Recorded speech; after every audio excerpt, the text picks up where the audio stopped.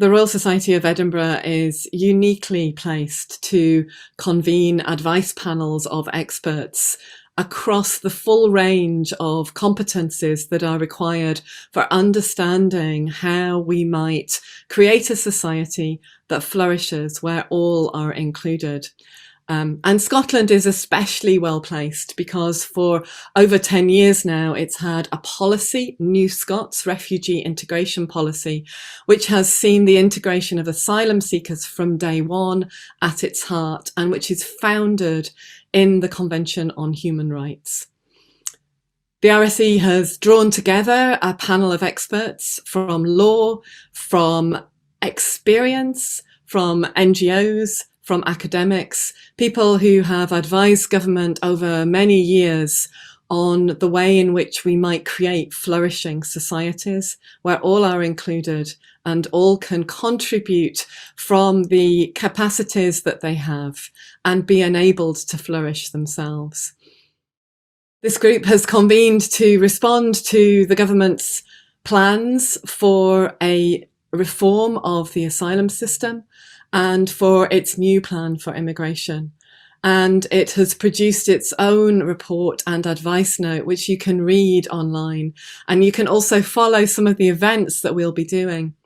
Just maybe to give you a taster of some of this from the advice note, we say that the government plans to introduce a more rigorous standard for testing whether an individual has a well-founded fear of persecution.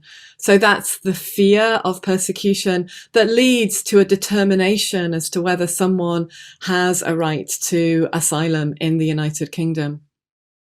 The existing definition used by the Refugee Convention, however, is accepted throughout the world, and its interpretation has been well tested by the UK and other international courts. So to the panel of experts that convened, it's really not clear why a more rigorous standard should be required. That's just one example from our advice note. The panel, however, also broadly welcomes the proposed changes in relation to reforming and updating British nationality law to address historical anomalies. Many of you will have seen these within the Windrush scandal. But the panel of experts also say that great care does, however, need to be taken in relation to the proposal to extend any discretionary powers available to the Home Secretary. Within our panel, we were very lucky to have experts by experience, members of the Young Academy of Scotland, part of the Royal Society of Edinburgh, who themselves have experienced what it means to be trafficked, to be held in detention, to resist and survive torture, and who are now part of the Royal Society of Edinburgh. So the panel of experts that's come together around this advice note that you can read is really both horizontal and vertical.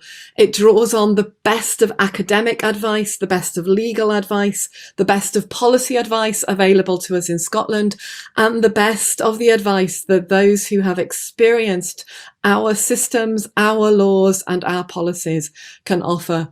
So I commend the advice note on the reform of the UK's asylum system from the Royal Society of Edinburgh to you. Please do go to rse.org.uk. It's a really great example of knowledge made useful. Thank you.